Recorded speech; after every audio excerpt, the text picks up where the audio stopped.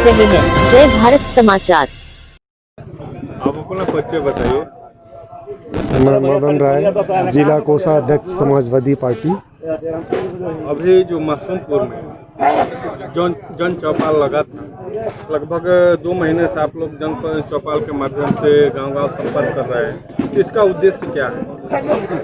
देखिए, खास करके हम लोग किसान और मजदूरों के लिए ये कार्यक्रम कर रहे हैं। सरकार की जो नीति है वह किसान और मजदूरों को वो सड़क पर लाना चाहती है ताकि जो उद्योगपति हैं उनको सस्ते लेबर मिल सके। इसीलिए सरकार ने श्रम कानूनों में भी संशोधन किया है और वो खेती को ठेके पे देना चाहते हैं।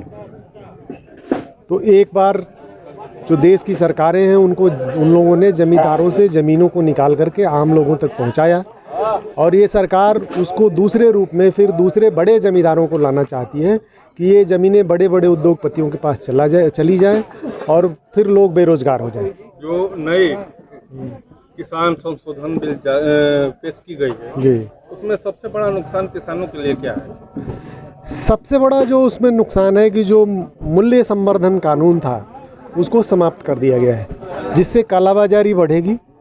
जब किसानों के पास सामान रहेगा तो वो सस्ता बिकेगा, जब किसानों से निकल कर व्यापारियों उद्योगपतियों के हाथ में चला जाएगा तो वो महंगा हो जाएगा। दूसरा, निजीकरण को लेकर किस तरह से किस दिशा में देश जा रहा है? निजीकरण को देखिए, सरकार तो निजीकरण पे ही हाथ रखी हुई है। सरकार सारी चीज़ों का निजीकरण कर देना चाहती है।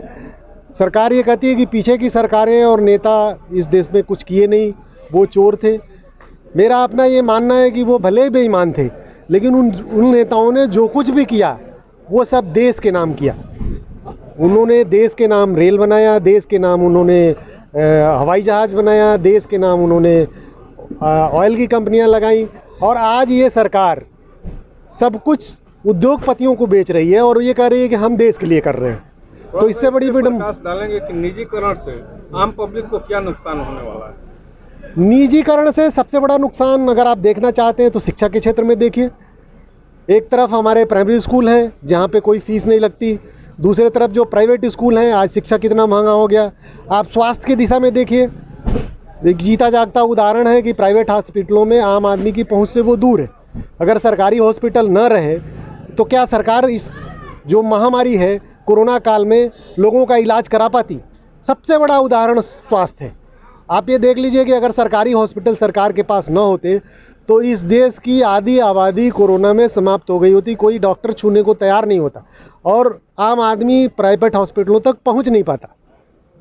तो आपसे इसके अंतर को समझ सकते हैं कि निजीकरण से क्या लाभ है। आज जो प्रदेश भर में बलात्कार बढ़ा हुआ है, शोषण हो रहा है लोगों का, उसका मुख्य कारण क्या है? मुख्य कारण ये है कि सरकार जो है, पहले एक बंसल साहब थे वो पैसा वसूलते थे, आजकल योगी जी स्वयं पैसा वसूल रहे हैं, ये मेरा आरोप है। जिसके वजह से अधिकारी जो डीएम और एसपी आ रहे हैं वो पैसा दे करके आ रहे हैं और जब सरकार के मुख्यमंत्री, सरकार के अधिकारी पैसा लेकर के पोस्टिंग करेंगे तो आपका कोई उसके ऊपर नियंत्रण नहीं रह जाएगा और जब अधिकारी निरंकुश हो जाएंगे तो कानून व्यवस्था की स्थिति खराब हो जाएगी। और ये इसका जीता जागता उदाहरण है कि प्रदेश में जो है बड़े पैमाने पर छिनैती, डकैती, बलात्कार, इस तरह की घटनाएं हो रही हैं और सरकार